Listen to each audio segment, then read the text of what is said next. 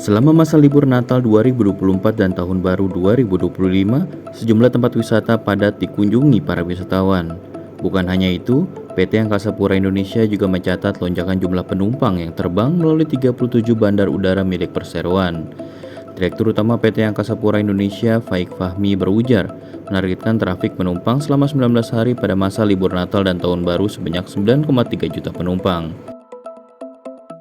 Seiring dengan pertumbuhan aktivitas perjalanan, industri perhotelan ikut terkena imbas. Ketua Umum Perhimpunan Hotel dan Restoran Indonesia, Haryadi Sukamdhani, menyatakan terdapat kenaikan okupansi hotel di beberapa destinasi favorit. Di Bali misalnya, pertumbuhan okupansi tercatat hingga 5%, sedangkan di Yogyakarta naik 10%.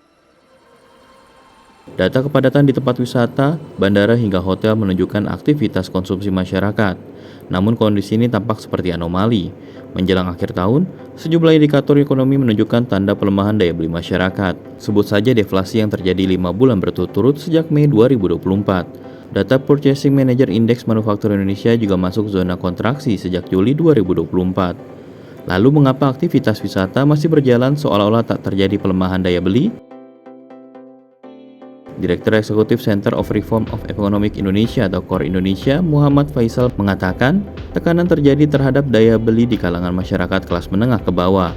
Dia menjelaskan konsumsi yang sekarang tampak itu seperti mengunjungi tempat wisata, menonton konser, dan menginap di hotel lebih didorong kelompok atas. Faisal mencatat jumlah masyarakat kelas atas turun 10% pada 2018 hingga 2021. Namun, setelah masa pandemi pada 2021 hingga 2023, jumlahnya naik 22%.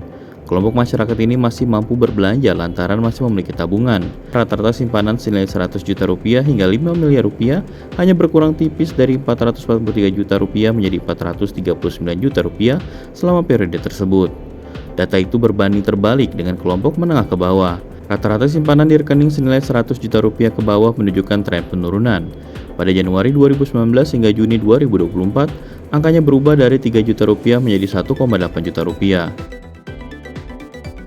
Dengan kondisi tersebut, kelas menengah ke bawah cenderung mengutamakan konsumsi kebutuhan pokok. Namun bukan berarti mereka tidak berbelanja sama sekali. Setelah masa pandemi, hiburan dan wisata menjadi gaya hidup.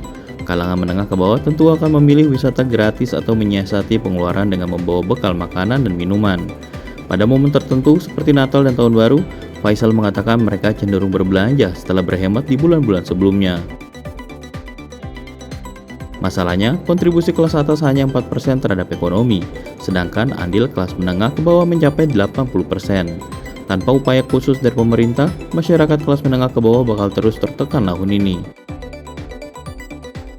Direktur Nexpolsi Yusuf Wibisono menambahkan, tekanan terhadap daya beli kelas menengah ke bawah tampak dari jumlah mereka. Jumlah penduduk kelas menengah makin mengecil, dari 56,2 juta orang pada Maret 2021 menjadi 52,1 juta orang pada Maret 2023. Penduduk kelas menengah jatuh ke kelas ekonomi yang lebih rendah. Penduduk calon kelas menengah melonjak dari 139,2 juta orang pada Maret 2021 menjadi 147,8 juta orang pada Maret 2023. Yusuf berujar ketika daya beli jatuh tapi aktivitas wisata masih semarak, hanya ada satu penjelasannya. Wisata menjadi kebutuhan pokok bagi sebagian besar masyarakat.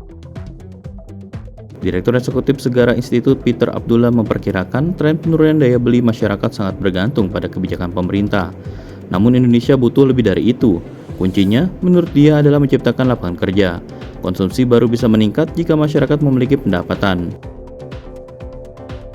Adapun pemerintah bereaksi terhadap pelemahan daya beli masyarakat antara lain dengan membatalkan perubahan tarif PPN menjadi 12% yang seharusnya berlaku pada 1 Januari 2025. Menteri Keuangan Sri Mulyani pada Selasa 31 Desember 2024 mengatakan PPN yang naik dari 11 ke 12% hanya berlaku untuk barang dan jasa mewah. Selain itu, pemerintah punya paket kebijakan ekonomi. Salah satunya berupa bantuan beras 10 kg per bulan untuk masyarakat di desil 1 dan 2 sebanyak 16 juta penerima. Bantuan ini diberikan selama Januari hingga Februari 2025. Pemerintah pun memberikan diskon tarif listrik 50% selama periode yang sama untuk pelanggan dengan daya listrik terpasang hingga 2200 volt ampere.